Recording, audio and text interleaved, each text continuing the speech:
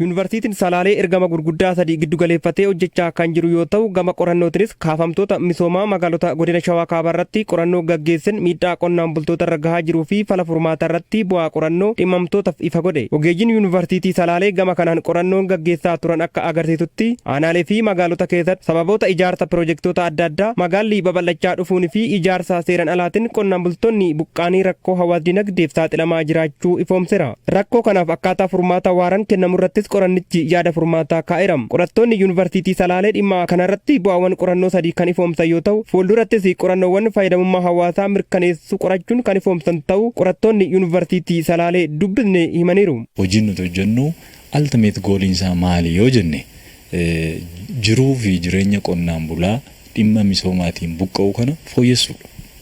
Akka namaatti misooma dhufurraa guddina dhufurraa hirmaata akka ta'an bu'aa akka argatan investimentiin yookaan guddinni qonnaan bulaa buqqisu sunillee qonnaan bulaa hammatee qonnaan bulaa sana fayyadamaa taasisee isaaniin qabatee gahee biyya keessatti yookaan immoo gahee biyyattii kana keessatti gahee mataa isaanii akka taphatan gochuu dhagaheen keenya. Magaalli fi qote bulaan akkamiin akka waliin jiraatan yookiin immoo iyyuu magaala tokko keessa qote bulaan akkamiin akka jiraachuu qabu akkamiin akka nyaatan of danda'ee jiraachuu qabu irratti mootummaanis uummannis miti mootummaan illee irratti hojjetu akka qabanidha. Bu'aa qorannoo Yuunivarsiitii Salaaleettiin adda bahe ka'umsa taasifachuun miidhaa qonnaan bultoota irra gahaa jiru hambisuuf ni hojjenna kan jedhan hojii gaggeessaa olaanaa eejansii kaafamtoota misooma Oromiyaa damee giddu galeessaa obbo Tasfaayee Nagaraati. Argannoon qorannoo sana keessatti jiru kan ogeeyyiin adda baasan sirrii fi qabatamaa kan ta'e ta'uusaa akka eejansiitti kan ilaallu yoo ta'u kanaaf nuyi akka eejansiitti wanta akka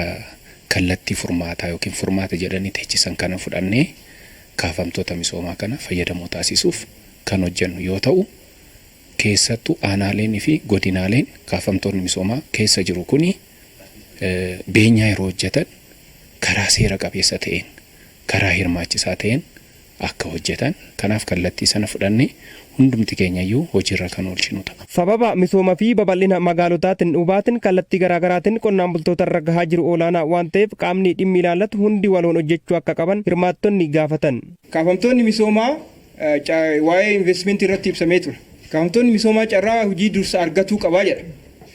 Garuu obligeeshiniin kun hammam hojiirra oole ka jedhu baay'ee gaaffii guddatu jira jechaadha. Rakkoolee kana hiikuudhaa fi qorannoo bal'aan barbaachisa jechaadha. Kaleessa abbaatu maalichaa kan ture, abbaa gootaraa kan ture, abbaa sangaa kan ture har'a deebi'ee akkuma qorannoodhaan mirkanaa'e sana mana adda addaa keessatti galee waardiyyaa ta'uu, daandiirra deemuu, harka namaatti hafuu, mana ofiitti galee qophaa taa'uu kan hundumaa hedduudha jechuudha kana keessatti kan mul'atu. Isa kana karaa saayinsawaa ta'een orgaanaayizii gochuudhaan bifa kanatti geeddaruun baay'ee waan guddaa ta'a jechaadha.